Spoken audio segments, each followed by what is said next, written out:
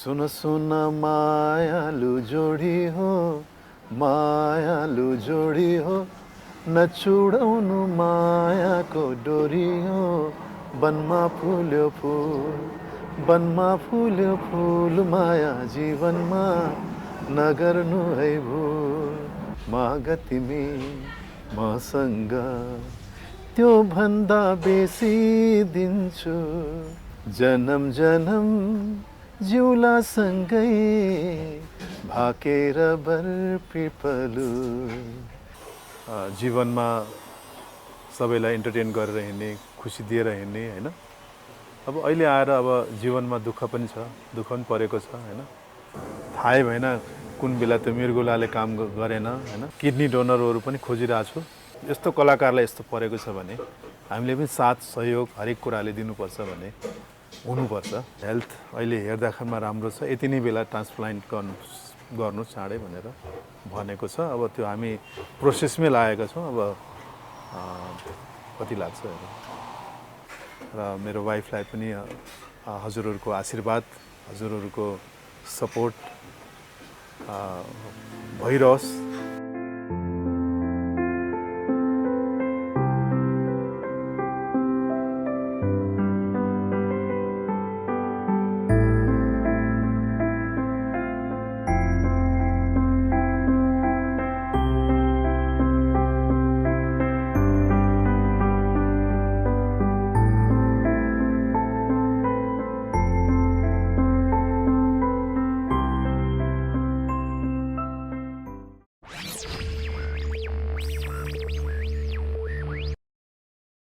नमस्कार। नमस्कार। अनि दाइ सन्चै हुनुहुन्छ? एकदम ठिक छु। गीत सङ्गीतमा लागेको लामो वर्ष भइसक्यो। याद छ पुरानो दिन चाहिँ कसरी सुरु गरे यो गायन क्षेत्रमा? पुरानो दिन अवश्य याद छ मलाई हैन। केही कुराहरू बिर्सिन पनि सक्छु, तर धेरै कुराहरू चाहिँ याद छ मलाई। कसरी सुरु भयो तपाईँको चाहिँ यो गायन क्षेत्रमा चाहिँ? अब सुरुवातको दिनको कुरा गर्दाखेरिमा चाहिँ हुन त म अब सोलुखुम्बुमा जन्मेँ हैन। त्यसपछि बुवा अब लाउरे इन्डियामा, अनि पछि इन्डिया गएँ। इन्डियामा पढ्न थालेँ। अब भनौँ न बच्चामा अलि इन्ट्रेस्टेड सिङ्गिङको, अब नाचको भनौँ न म्युजिकको इन्ट्रेस्ट हुँदै त्यो अलि ठुलै हुँदै गएपछि बुझ्ने भएपछि चाहिँ म्युजिकमा लाग्यो। त्यसपछि भातखण्डे म्युजिक कलेजमा म्युजिक सिक्न पुगेँ। कति सालको कुरा? त्यो 80 को कुरा हो। इङ्ग्लिस डेट 1980 भन्नु पर्यो, त्यति बेलाको कुरा हो। त्यसपछि बिस्तारै म 2039-40 सालतिर काठमाडौँमा कार्यक्रमको लागि सिलसिलामा आएँ। आइसकेपछि यतैको भएर बसेँ के, यतै नै सङ्गीतमै काम गर्दै गएँ हैन। त्यसरी नै मेरो बच्चाको सुरुवाती दिनहरू चाहिँ त्यसरी बित्यो। घर परिवारले धेरै मान्छेहरूले चाहिँ बाबुआमाको चाहना छोरो चाहिँ यो बनियोस् भन्ने, अनि छोराहरूको चाहना अर्कै। तपाईँको के त्यस्तो फरक पऱ्यो कि? त्यस्तो केही पनि सोचेको थिइनँ मैले चाहिँ यो बन्छु या त्यो बन्छु भनेर हैन। तर म्युजिक इन्ट्रेस्ट थियो मेरो। बाबा मम्मीले के हो? बाबा मम्मीको इन्ट्रेस्ट चाहिँ अब मम्मी त अब गाउँमै होइसिन्थ्यो, मम्मीलाई त्यति थाहा पनि थिएन हैन। पढ्नुपर्छ भन्ने मात्रै त्यति थाहा थियो। बुवाको चाहिँ इन्ट्रेस्ट चाहिँ अब ठुलो भएपछि एउटा या राम्रै अब आर्मीमा जाओस्, पढोस्, राम्रो होस् भन्ने उहाँको चाहना हैन, त्यही थियो। तर पछि म्युजिकमा लागेपछि चाहिँ अलिकति म्युजिकमा चाहिँ अलिकति रिसाउनु हुन्थ्यो, नगरे भए हुन्थ्यो भन्ने चाहिँ उहाँको चाहना थियो। किनभने त्यति बेला म्युजिकको स्कोप पनि त्यति थिएन। र मेरो चाहिँ अब इन्ट्रेस्ट धेरै नै चाहिँ अब म्युजिकमै। ठिकै हो। औपचारिक गीत चाहिँ कहिले रेकर्डिङ भयो? पछि त म फेरि अब भनौँ न स्टेजमा कार्यक्रम गर्ने यताउता, अनि त्यति बेला इन्डियाको किशोर कुमार, उहाँको मोहम्मद रफी, मुकेश, उहाँहरूको गीत गाउँथेँ म हैन। स्टेजहरूमा हिन्दीहरू गीत मात्रै गाउँथेँ। तर नेपालमा आएर चाहिँ अब म चाहिँ 2042 सालमा चाहिँ रेडियो नेपालमा भोइस टेस्ट पास गरेर जीवनमा धेरै खोला तर्नु छ भन्ने गीतको सुरुवात मैले गरेँ। गीत याद छ? अवश्य याद छ। थोरै गाइदिनुहुन्छ? हुन्छ। जीवनमा धेरै खोला तर्नु छ, जीवनमा धेरै खोला तर्नु छ, कति असल हुन्थ्यो होला मेरी मायालु, मायाको डुङ्गाबाट तर्न पाए, मायाको डुङ्गाबाट तर्न पाए। कस्तो भयो यो गीत पछिको यात्रा सुरु भयो?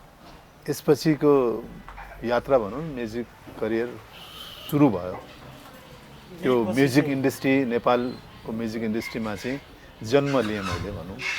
र यो गीत गाएपछि धेरै अब सङ्गीतकारहरूलाई, गीतकारहरूलाई सबैलाई थाहा भयो नेपालमा एउटा नयाँ सिङ्गर आएको छ जसले गजलहरू गाउँछ भन्ने भयो। त्यसरी नै मेरो चाहिँ स्टार्ट भयो भनौँ न करियर। यति बेलासम्म आइपुग्दाखेरि तपाईँले भने जस्ता धेरै खोलाहरू, कस्ता कस्ता खोलाहरू टर्नु पर्यो, सुख दुःखका? हजुर, सुख दुःखका भन्नाले म म्युजिकमै रमाउँथेँ, म्युजिकमै सुत्ने, म्युजिकमै उठ्ने थियो मेरो होइन। तर अब यहाँ त्यस्तो म्युजिकको माहौल थिएन, त्यसलाई चाहिँ मैले माहौललाई बनाउने कोसिस गरेँ र एभरेज स्यारेटन होटलमा चाहिँ मैले इभिनिङमा चाहिँ मेरो कला प्रदर्शन गर्न थालेँ, गजलहरू गीतहरू गाउन थालेँ। त्यो देखेर सुनेर जति पनि काठमाडौँका विशिष्ट व्यक्तिहरूले आएर मेरा गीतहरू सुन्थे, रमाउँथे। त्यो हुँदाहुँदै रेडियो नेपालमा र टेलिभिजनहरूमा मैले लाइभ पर्फर्मेन्स गर्न थालेँ र सँगसँगै बिहान उठेर चाहिँ नराज ढकाल गुरुका सिक्न जान्थेँ म्युजिक। त्यस्तै म्युजिक डाइरेक्टरहरूसित पनि भेटघाट गर्ने, गीतकारहरूसित भेटघाट गर्ने। त्यसरी नै क्रमशः मेरो दिनचर्या त्यसरी नै गइरहन्थ्यो र त्यति बेला चाहिँ त्यो म्युजिक, मेरो म्युजिक सक्सेस हुँदै गयो जाँदाखेरिमा चाहिँ अरू कलाकारहरू पनि जन्मिन थाले, गीत गाउन थाले। होटल लाइनमा पनि गाउँदा राम्रो हुँदो रहेछ भनेर होटल लाइनमा गाउन थाले मान्छेहरू, सुरुवात गर्न थाले। अब आज यस्तो छ कि बिना म्युजिकको इभिनिङ नै कुनै रेस्टुरेन्टहरू कुनै ठाउँमा चाहिँ बिना म्युजिकको चाहिँ त्यो बिजनेसै हुँदैन, त्यस्तो माहौल। तर त्यति बेला थिँदै थिएन काठमाडौँमा। एकजना जुन सुरुवात जुन एभरेज स्यारेटन बाहेक अरू कुनै ठाउँमा पनि थिएन मनोरञ्जन गर्ने ठाउँ। त्यही ठाउँ बन्यो तपाईँको चाहिँ जिन्दगीलाई चाहिँ थप अगाडि बढाउने। हजुर, तपाईँले भने जस्तो त तपाईँले सुरुमा गाएको गीत जस्तो चाहिँ सँगै डुङ्गा तर्ने साथी पनि सायद त्यही ठाउँले मिलाए जस्तो छ। हजुर हजुर, त्यही ठाउँले नै अब त्यो चाहिँ अब सुरुवात चाहिँ अब त्यही अब त्यहाँ स्ट्रगलको पिरियडमा चाहिँ अब नेपालमै केही गरौँ केही होस् भन्ने चाहना थियो। अब त्यति बेला लक, आर्टिस्टलाई चाहिँ लकले ज्यादा नै फेभर गर्नुपर्छ। अब मेरो लक के थियो भने कि यहाँ म्युजिकको कहीँ पनि आफ्नो प्रदर्शन गर्ने, आफ्नो कला देखाउने ठाउँ कुनै पनि थिएन र सायद अलिकति ढिलो भएको भए म फेरि भारततिर नै फर्किन्थेँ होला। तर लक्किली त्यो एभरेज स्यारेटन होटल खुल्यो र त्यहाँ पर्फर्मेन्स गर्ने मौका पाएँ र तिनै चाहिँ मेरो चाहिँ जीवनसाथीसित भेट भयो र उहाँले नै पहिलो चाहिँ गीतको चाहिँ नम्बर दिने उहाँ नै हुनुहुन्थ्यो। अनि त्यसपछि हाम्रो लाइफको सुरुवात भयो। नम्बर कस्तो पाउनु होला? नम्बर त राम्रै, अब्बल नम्बर नै पाथेँ। किनभने मेरो चाहिँ अब म चाहिँ जहाँ पनि कार्यक्रम गर्दा हुन्छ या केही गर्दा हुन्छ चाहिँ एकदमै प्रोफेसनली हिसाबले नै पर्फर्मेन्स गर्छु। म गीत गाउने मात्रै गर्दिनँ। म कसरी तपाईँ स्टेजमा प्रेजेन्ट गर्नुहुन्छ आफूलाई, कसरी देखाउनुहुन्छ श्रोताहरूलाई, पुरा त्यो एउटा राम्रो कलाकारले गर्ने कुराहरूलाई चाहिँ मैले चाहिँ त्यति बेलादेखि नै मैले चाहिँ आफूलाई चाहिँ तयार गरेर लिएर जान्थेँ कि। नम्बर पाउने प्रस्तुति तपाईँको कुन हो? अब म चाहिँ अब हरफन मौला जस्तो कि अब गीत जो पनि गाइदिने जे पनि अब त्यो नम्बरै यति आओस् मैले कामै गर्नुपर्छ भनेर पनि गरेको थिएन। कुन गीत गाउनु भएको थियो? अब टक्क अब उहाँ नि अगाडि बस्नु भएको थियो होइन, अरू पनि थिए सुन्ने मान्छेहरू, तर त्यस मध्येको एट्र्याक्सन भनेको उहाँ नै हो होइन। अब उहाँलाई हेरेर चाहिँ गाजलुती ठुला ठुला आँखा तिर बनी पसे दिलैमा कालो लामो परेली केश छाला पर्यो कलिलो मायामा भन्ने बित्तिकै उहाँ मक्ख पर्नुभयो। उहाँले नम्बर ठक्क दिइहाल्नु भयो। त्यो नम्बरले जिन्दगीमा निकै काम गर्यो। जिन्दगीमा धेरै काम गर्यो। सोचेको थिएन कि त्यो नम्बरले चाहिँ आजसम्म 30औं वर्षसँगै हुन्छौँ होला भन्ने चाहिँ त्यो सोचेको थिएन, भयो त्यो।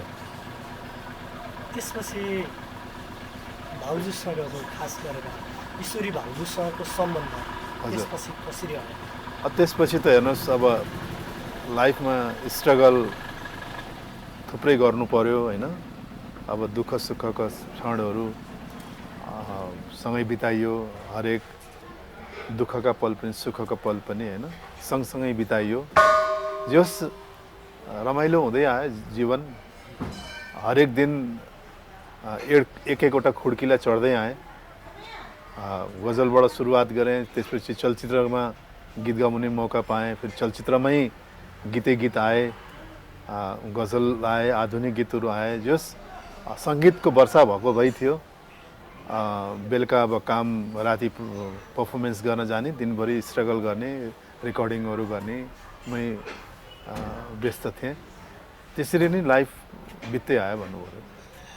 मलाई मेरो रहर मात्रै पुरा भएन, मलाई स्थापित गराउन चाहिँ यो गीतले ठुलो मद्दत गर्यो भन्ने खालको गीत त्यो चाहिँ मलाई चाहिँ अब जस्तो मलाई चाहिँ एउटा ट्याग लागेको थियो कि गजल मात्रै गाउँछ भन्ने। अब टेलिभिजनमा पनि गजल गाउने, अरूमा पनि गजल गाउने, एउटा गजलको ट्याग लागेको थियो।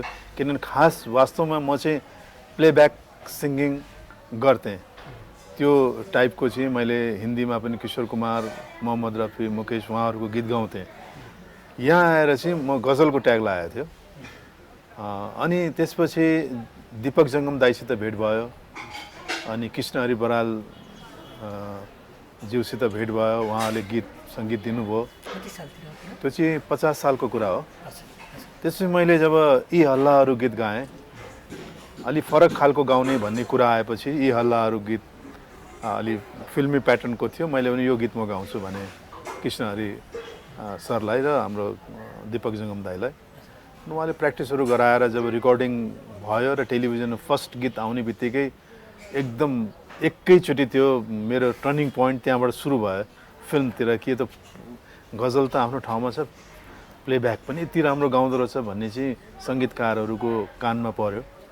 त्यसपछि सङ्गीतकारहरूले लाइक अब सम्झित बास्कोटाज्यू हुनुभयो, शक्ति बल्लभ दाई हुनुभयो। उहाँहरूले फेरि मलाई चाहिँ फिल्मका गीतहरूमा मौका दिन थाल्नुभयो। जस्तो पहिलो गीत चाहिँ कसम मुभीको गीत थियो। त्यो चलचित्रमा चाहिँ 4-5वटा गीत थियो, 4-5वटै गीत गाउन पाएँ मैले। र त्यो रिकर्डिङ मुम्बईमा भएको थियो।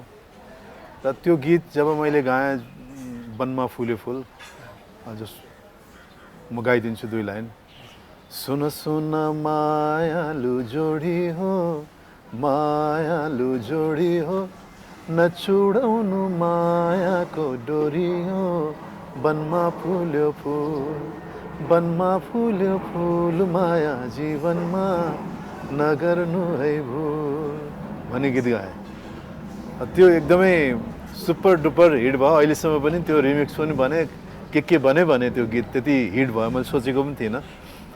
त्यसपछि चाहिँ चलचित्रहरूमा मेरो लाइन लाग्न थाल्यो। त्यसपछि धेरै गीतहरू छन्, जस्तो अब माया नै माया दिन्छु, खुसी नै खुसी दिन्छु, माग तिमी मसँग त्यो भन्दा बेसी दिन्छु, यो गीत आयो।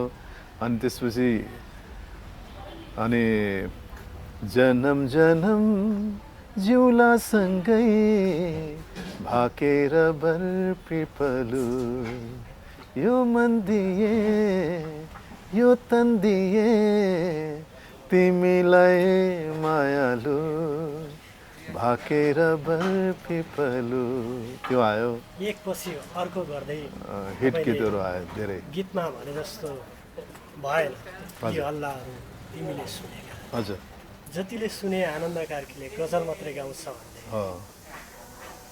त्यो चाहिँ हल्ला मात्रै भयो होइन तपाईँले भनेको चाहिँ ती हल्लाहरू आनन्द कार्कीले चाहिँ गजल मात्रै गाउँछ भन्ने कुराहरूलाई पनि त्यो गीतले चाहिँ प्रुफ गर्यो। थोरै सुनाइदिन्न यी हल्लाहरू हुन् तिमीले सुनेका कसैसँग मैले मुटु साट्या छैन नपत्याए हेर चिरेर यो छाती तिमीलाई कहिले मैले ढाट्या छैन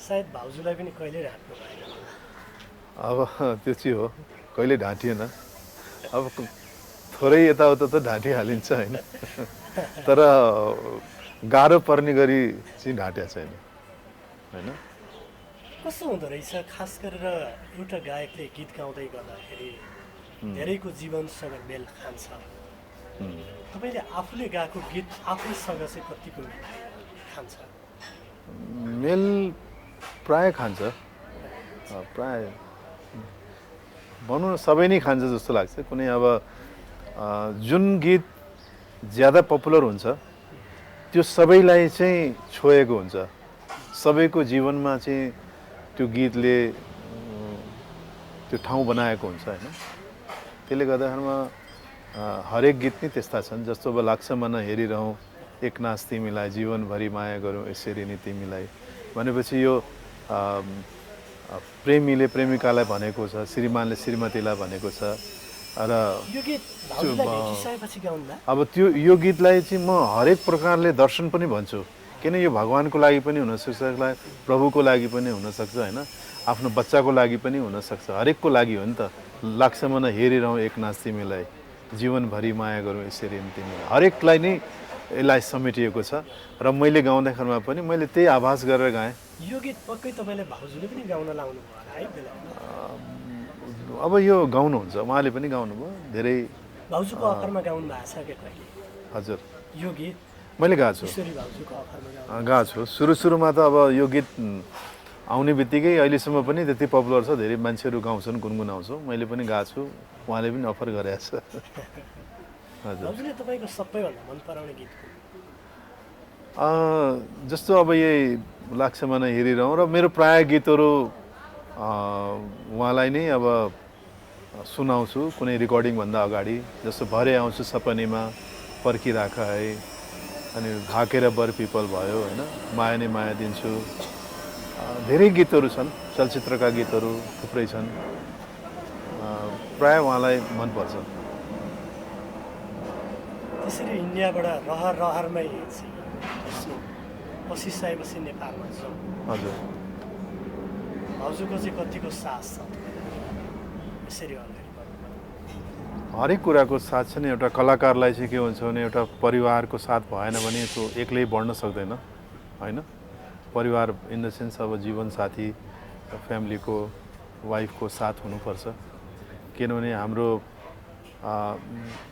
हामी केटा मान्छे जो कोही होस् अब कुनै पनि क्षेत्रमा काम गर्दाखेरिमा पनि वाइफले चाहिँ सपोर्ट गरेपछि त्यो अगाडि बढ्ने हो नि त हरेक कुराले होइन चाहे सङ्गीत क्षेत्र होस् चाहे हरेक कुरा होस् तर वाइफ नेगेटिभ परिदियो या अप्ठ्यारो पर्यो भने चाहिँ उसको लाइफ बिग्रेर जान्छ किन उसले केही सोच्न सक्दैन केही काम गर्न सक्दैन अगाडि किनभने घरमा आउँदाखेरिमा वाइफै खुसी छैन हाँसी खुसी नै छैन केही चिजको सपोर्टै छैन केही चिज छैन भने ऊ एक्लोपन महसुस गरेर उसले केही राम्रो काम गर्नलाई पनि बिगारे हुन्छ कि मलाई त्यो हुनभन्दा चाहिँ सपोर्ट पाएँ मैले कुनै चिज गर्दाखेरिमा पनि गुड भन्ने चाहिँ त्यो एउटा हौसला हुन्छ नि त्यो मैले पाएँ र हरेक कुरालाई चाहिँ म चाहिँ अलिकति मेरो बानी चाहिँ अलिकति आत्तिने बानी छ कि मेरो बानी चाहिँ।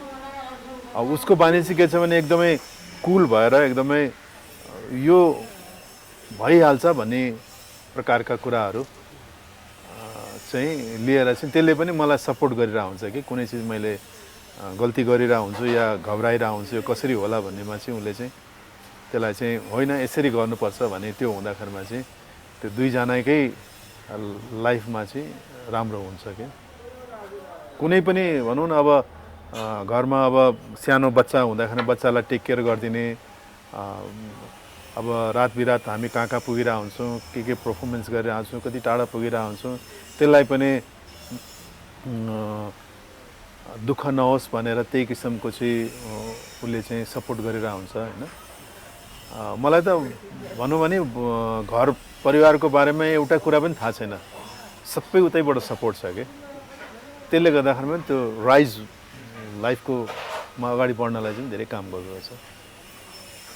भाउजूसँग ठ्याक्कै औपचारिक रूपमै विवाह हुने स्थितिसम्म चाहिँ कसरी आउनुभयो त्यो होटल पछिको हेर्दा त्यो चाहिँ अलिक त्यस्तै छ। अब बुवा चाहिँ अब नमान्ने, मम्मी चाहिँ मान्ने, किनभने अब म पूर्वको केटा सोलुको होइन। अनि उहाँको चाहिँ अब गुरुले चाहिँ के भने पूर्वको केटा आयो भने तिम्रो छोरीलाई सुखमा राख्छ। तर कुरा के आयो भने कि अब बुवा चाहिँ अब त्यो भविष्यवाणीको विश्वास त्यति नगर्ने भएर सम्पन्न केटा हुनुपर्छ, राम्रो केटा हुनुपर्छ, घर हुनुपर्छ काठमाडौँमा उसको, अब राम्रो पोस्ट हुनुपर्छ। अब हामी कलाकारहरूको त के छ, आज छ भोलि छैन, पर्सि छैन, लाइफ बिग्रेला भन्ने पनि थियो। तर अब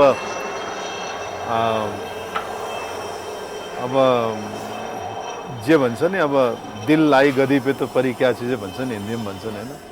अब दिलको कुरा हो, दिल लाग्यो, अब मम्मीले पनि मन पराउनु भयो। अब भएपछि अब त्यो अलिकति गाह्रो चाहिँ गाह्रो भएको थियो, पछि फाइनली चाहिँ अब बिहा भयो भन्नुभयो। भनेको तपाईँलाई त अब हरेक गीत जस्तो चित्त बुझ्ने गरेरै गाउनुहुन्छ, आफूले चित्त बुझ्ने हजुर छि भन्ने खालको गीत त कुनै पनि छैन तपाईँको, धेरै गीतहरू छ। बाहिरबाट चाहिँ यो चाहिँ अलिक बढी मन पराए है भनेको गीत चाहिँ को? अब रमाइला गीत धेरै छन् र समयले के मागेको छ त्यस्ता गीतहरू मात्रै गाउँछु म। जस्तो अब महफिल छ एकदमै नाच्ने गाउने, त्यहाँ मैले सिरियस गीत गाएर त भएन होइन। अनि रमाइलो गराइदिनु पऱ्यो, किनभने लाइफमा मान्छेहरूको सबै मान्छे दुःखी छन्, आफ्नो आफ्नो क्षेत्रमा कुनै न कुनै कारणले दुःखी नै छन्। तिनीहरूलाई इन्टरटेन गरिदिउँ, रमाइलो गरिदिउँ, हँसाइदिउँ, एकछिनको लागि पनि उनीहरूको लाइफ चेन्ज होस् भनेर म सोच्छु कि खुसी बनाउन कोसिस गर्छु म जसलाई पनि होइन। भनेपछि कलाकारले चाहिँ आफ्नो मोड के छ होइन, अरूको मोड के छ? हजुर, त्यो अरूको मोडमै भर पर्छ। हामी कलाकारहरूले उसले चाहिँ त्यो माहौललाई चाहिँ त्यसरी नै उसले चाहिँ बनाउनु पर्छ कलाकारले। त्यस कारणले चाहिँ मेरा चाहिँ अब डिफ्रेन्ट प्रकारका गीतहरू छन्, सिरियस गीतहरू पनि छन्। तर महफिलमा गएपछि चाहिँ म चाहिँ अलिकति रोमान्टिक रमाइला खालका गीत, किनभने उनीहरूलाई दुःखी बनाएर किन पठाउने? दुःखी त उनीहरू रेडियोमा गीत सुनिरहेको हुन्छन्, एक्लै बस्छन्, गीत सुन्छन्, दुःखी सुन्छन्, त्यहाँ पनि किन दुःखी बनाउने भनेर अलिकति रोमान्टिक खालकै गीतहरू म गाउँछु। फास्ट सङहरू जस्तो अब चलचित्रका गीतहरू छन्, नारायण घाटैमा कति चाँडै माया बसो एकै रातैमा भन्ने टाइपको गीतहरू छन् होइन। ओठले नबोले पनि मुहारमा चढेछ जवानी, आँखा तरी नहेर सन्नानी, 17 वर्ष पुगेमै पनि, 17 वर्ष पुगेमै पनि, आऊ मनैमा ए बस मनैमा, लैजाउँला घुमाउन रानी बनैमा। यस्ता यस्ता गीतहरू धेरै छन्। भरे आउँछु सपनीमा पर्खिराख है, परेलीको ढोका खोली कुरिराख है, कुरिराख है यस्ता यस्ता गीतहरू पनि छन् भन्ने चाहिँ प्रायः चाहिँ मलाई रोमान्टिक सिङ्गर नै भन्छ प्लेब्याक सिङ्गर नै भन्छ होइन यस्ता गीतहरू चाहिँ म बढी रुचाउँछु गाउँछु अहिले पनि गीतहरू गाइरहनु भएको छ हजुर पछिल्लो गीत पछिल्लो जस्तो अब अहिले मैले यङस्टर्सहरूको लागि मैले गीतहरू बनाएँ जुन आनन्द इन्टरटेनमेन्टबाट चाहिँ त्यो गीत आएको छ मेरो आफ्नै कम्पनीबाट जस्तो अब त्यो टेक्नो बिटमा छ तिमीसम्म आउँदैछु म तिमीसम्म आउँदैछु म सम्झनाको बाटो गरी कस्तो होला हाम्रो माया पोखिएको मुटुभरि यसो प्रकारको गीतहरू छन् जस्तो अब फुल्न त फुल्यो गुराँसै फुल्यो अप्ठ्यारो भिरैमा त्यो केटीको एउटा सुन्दरतालाई लिएर अप्ठ्यारो भिर चाहिँ उसको बुवालाई देखाएर हामीले चाहिँ बनाएको छ जस्तो फुल्न त फुल्यो गुराँसै फुल्यो अप्ठ्यारो भिरैमा हुन्छ नि त कसरी सजाउँ तिमीलाई मैले कसरी सजाउँ तिमीलाई मैले यो मेरो सिरैमा फुल्न त फुल्यो गुराँसै फुल्यो अप्ठ्यारो भिरैमा किन गुराँसको फुल अप्ठ्यारै भिरमा फल्छ नि त होइन कसरी टिपेर सजाउँ होइन भन्ने चाहिँ त्यो गीत यो गीतहरू अहिले मार्केटमा चलिरहेको छ र अरू विभिन्न अरू कम्पनीहरूको गीतहरू प्राइभेट विदेशका रचनाकारहरू हुनुहुन्छ उहाँहरूले गीत पठाउनुहुन्छ उहाँहरूको गीतहरू रेकर्डिङ गरेको छु जस्तो अब मेरो पुग्यो 3000 जति पुग्यो गीतहरू र भजनहरू पनि त्यत्तिकै छन् राष्ट्रिय गीतहरू पनि त्यत्तिकै छन् होइन त्यसले गर्दामा गरिरहेको छु गीत रेकर्डिङ क्रममा रुकेको छैन तर धेरै गीतहरू चाहिँ आउँछन् धेरै गीतहरूको भिजुअल बन्छ टेलिभिजनहरूमा प्रसारण हुन्छ कति गीतहरू बन्छन् बस्छन् एकचोटि बच्छ त्यत्तिकै थन्केर बसेका पनि छन् त्यस्ता गीतहरू लाखौँ गीत छन् मेरा होइन त्यस्ता गीतहरूको माया लाग्यो है माया लाग्छ किनभने अब त्यो गीतहरू त जनताले दर्शकहरूले सबैले सुन्नु पर्यो नि त त्यो गीत होइन अब त्यो गीत बन्छ बनेपछि कहाँ हराउँछ थाहा छैन प्रोड्युसरले के गर्छन् कता लान्छन् के गर्छन् किनभने अहिलेको समय भिजुअल दृश्य हेर्ने जमाना आइसक्यो पहिले सुन्ने जमाना थियो अहिले हेर्ने जमाना आएको भयो त्यसले गर्दा अब रेकर्डिङमा पनि त्यत्तिकै खर्च हुन्छ फेरि भिजुअल गरेर त्यत्तिकै खर्च हुन्छ अनि मान्छेहरूको बजेट त्यस्तै हुन्छ फेरि कम्पनीहरूलाई दियो भने कम्पनीले पनि त्यसको रिटर्न दिँदैन अब यो त बिजनेस पनि हो नि पैसा पनि आउनु पर्यो नि सकको लागि त एक दुईवटा गीत हुनसक्छ तर धेरै गीत गर्नु पर्यो काम गर्नु पर्यो त्यसको बिजनेस पनि त्यसको रिटर्न पनि आउनु पर्यो रिटर्न नआएपछि मान्छेले गर्दैन होइन त्यस्ता गीतहरू पनि धेरै छन् मेरा हामीले सुने अनुसारको हामीले पहिले चिने अनुसारको आज तपाईँ त्यस्तो ह्याप्पी हुनुहुन्न भनेर सुनेका छौँ हजुर सक्यो कस्तो मतलब आज तपाईँ खुसी हुनुहुन्न तपाईँलाई चाहिँ केही त्यस्तो समस्या छ भन्ने सुनेका छौँ हजुर हजुर खास गरेर भाउजू बिरामी हुनुहुन्छ हजुर हजुर अब के छ भाउजूको स्थिति अब अहिले चाहिँ अब जुन एउटा जीवनमा सबैलाई इन्टरटेन गरेर हिँड्ने खुसी दिएर हिँड्ने होइन अब अहिले आएर अब जीवनमा दुःख पनि छ दुःख पनि परेको छ होइन अब त्यसलाई नै सबैलाई देखाएर हिँड्ने कुरा पनि आउँदैन होइन दुःख त छँदैछ त्यो दुःख मैले चाहिँ सबैलाई किनभने त्यसै पनि मान्छे दुःखी नै छ तिनीहरूलाई फेरि आफ्नो दुःख किन देखाउने जस्तो फिल हुन्छ मलाई होइन त्यसले गर्दामा अब अहिले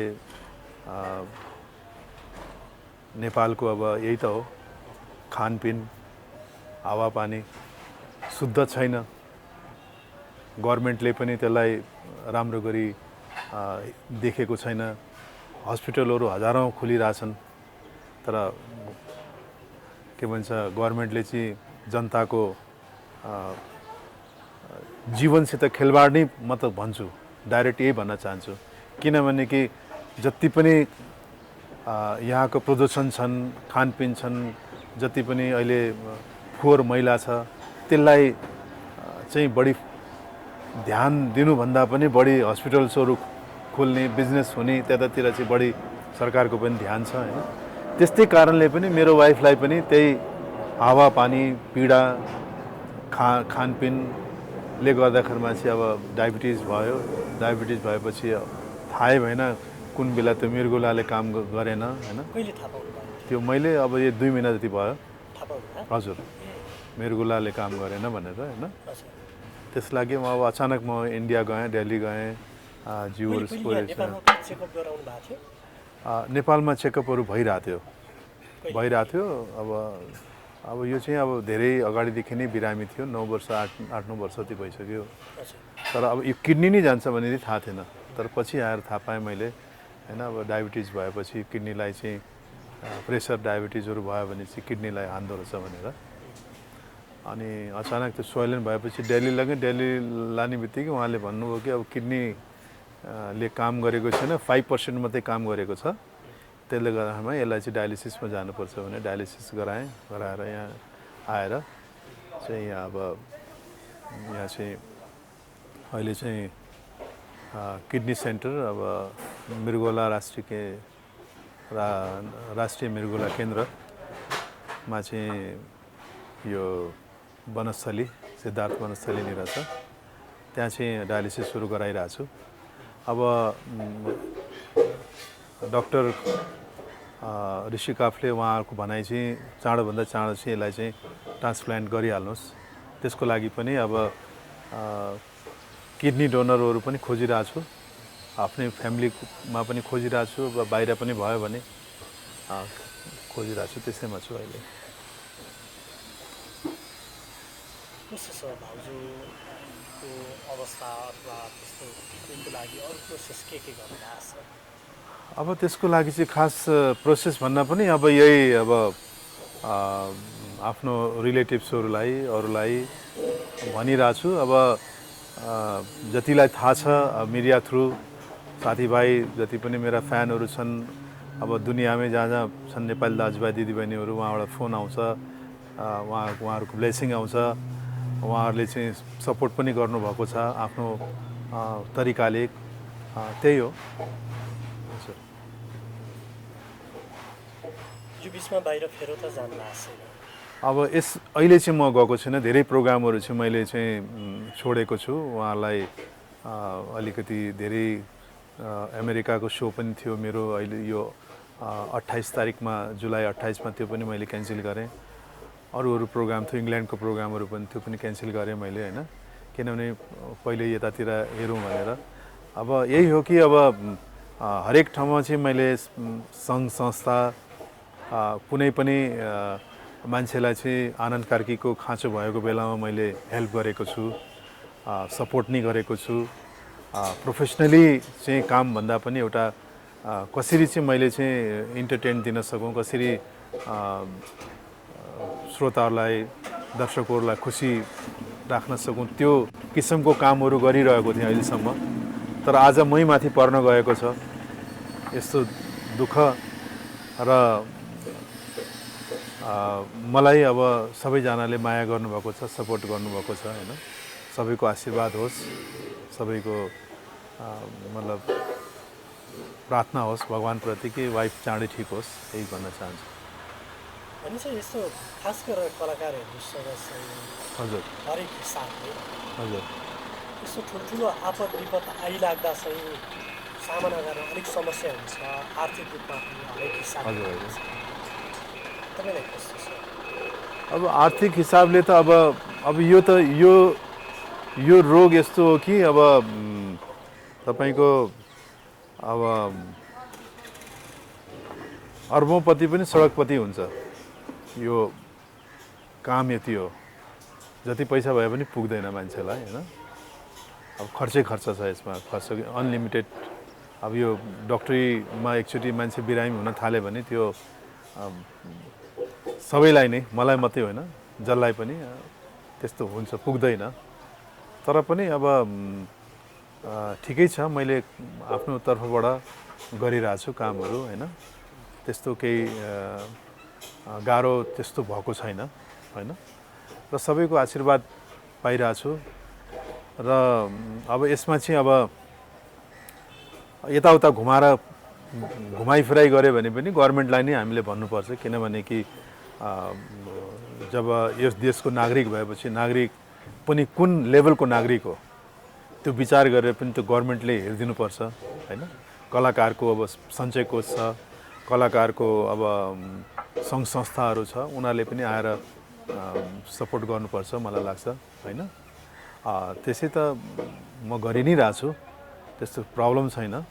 तर पनि मैले भन्न खोजेको कि जहाँ जहाँबाट हुन्छ एउटा कलाकारलाई यस्तो परेको बेलामा चाहिँ चारैतिरबाट मद्दत आउनुपर्छ होइन। गभर्मेन्टबाट, हाम्रो कला क्षेत्रमा बसेका सबै साथीभाइहरूले सपोर्ट गर्नुपर्छ, माया गर्नुपर्छ, किनभने सबैलाई पर्ने कुरा हो, मलाई मात्रै होइन। आज मलाई परेछ, भोलि अरूलाई पर्छ, अरूलाई पर्छ, तर सबै एकजुट भएर हामीले काम गऱ्यौँ भने त्यसको समाधान राम्रो हुन्छ। कुन तरिकाले होस्, अब भनौँ न सपोर्ट कुन हिसाबको सपोर्ट हुन्छ होइन। मान्छेलाई भेटेर एउटा मोरल एउटा मान्छेलाई सपोर्ट हुन्छ कि अब फाइनेन्सियली हुन्छ कि कुनै प्रकारले पनि कलाकार एउटा देशको राष्ट्रको गहना भन्छन् होइन। गहना त भनेको छ, तर गहनालाई केही पनि नगरेपछि के को गहना? सङ्गीत सुन्ने, इन्जोय गर्ने, अनि त्यसपछि फ्री इन्टरटेनमेन्ट सबैले लिने, तर त्यसको पनि दायित्व बन्छ कि हामीले पनि के गरौँ, यस्तो कलाकारलाई यस्तो परेको छ भने हामीले पनि साथ सहयोग हरेक कुराले दिनुपर्छ भन्ने हुनुपर्छ भन्न खोजेको। अब त्यसको लागि चाहिँ हामीले चाहिँ मन्त्री नै बन्नुपर्छ या सचिवै बन्नुपर्छ या ठुलै पोस्टमा पुग्नुपर्छ भन्ने होइन। राम्रो काम जनतामा कसले गरेको छ, जनतालाई चाहिँ कसरी चाहिँ हामीले चाहिँ सेवा दिनुपर्छ र कसरी उनीहरूलाई चाहिँ राम्रो गरिराख्नुपर्छ भन्ने चिज चाहिँ त्यो गभर्मेन्टको र ठुलो ठुलो बिजनेस कोअपरेटिभ हाउसहरूको चाहिँ काम हो के होइन। भाउजूको ट्रिटमेन्ट चाहिँ कहिलेसम्म गरिसक्नु? हजुर, समय चाहिँ कहिलेसम्म दिएछ हस्पिटल? अब समय त उहाँले भनिसक्नु भएको छ, अब हेल्थ अहिले हेर्दाखेरिमा राम्रो छ, यति नै बेला ट्रान्सप्लान्ट गर्नु चाँडै भनेर भनेको छ। अब त्यो हामी प्रोसेसमै लागेका छौँ, अब कति लाग्छ हेरौँ।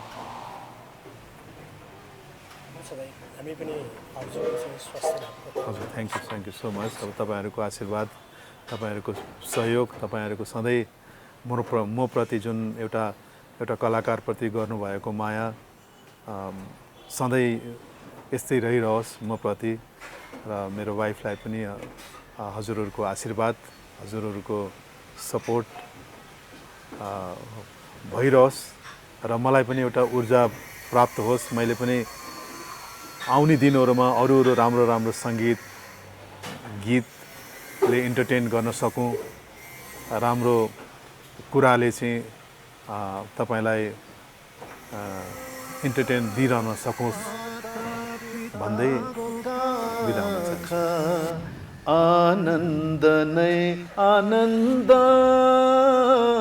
माता पिताको काखा हुँदैन आनन्द त्यो, हुँदैन आनन्द त्यो पाए अरूको लाखा। आनन्द नै आनन्द माता पिताको काखा।